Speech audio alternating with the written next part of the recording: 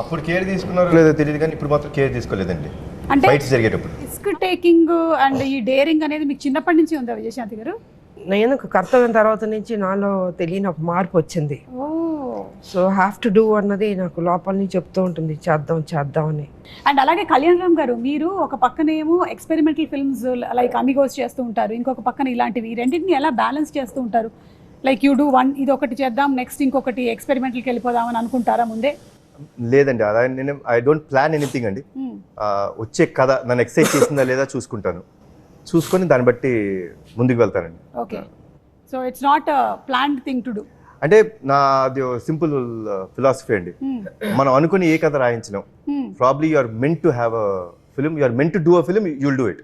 Okay, so I believe that it's destiny where it has to be meant for you. Hello, ఎవరండి? వెనక నుంచి చూస్తే అనిల్ రావిపూడి గారు లాగే ఉన్నారు.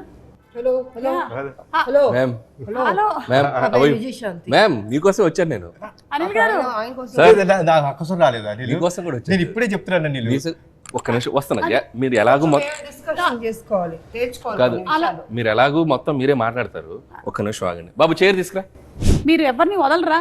వేరే వాటికి కూడా వచ్చేసి మీ ప్రమోషన్స్ చేసేస్తారా? లేదు సుమ గారు, ఇక్కడ మీరు ఒక పాయింట్ అండర్లైన్ గా చేసుకోవాలి. What is that? నాకు ఇండస్ట్రీలో ఎంట్రీ ఇచ్చిన హీరో ఎవరు? కళ్యాణ్ రామ్ గారు. So my hero.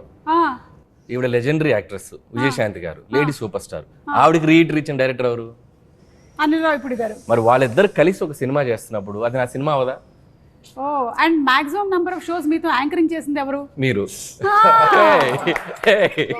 సో ఆ రకంగా కూడా ఇక్కడ నేను ఉండటం చాలా అవసరం కదా. Correct correct. అందుకని సో నాకు ఇష్టమైన మా మేడం, అలాగే నాకు ఇష్టమైన మా కళ్యాణ్ రామ్ గారు, సో వీళ్ళ సినిమా గురించి వాళ్ళతో పాటు ఒక ఆడియన్ లాగా, నాట్ ఏ డైరెక్టర్, ఆ సినిమా విశేషాలు తెలుసుకుందామని వచ్చాను. ఓకే, సో అదే ఇప్పుడే అడుగుతూ ఉన్నాం కళ్యాణ్ రామ్ గారిని, విజయశాంతి గారిని మనం పోలీస్ పాత్రలు ఎన్ని చూసి మనం ఇన్స్పైర్ అయ్యాము.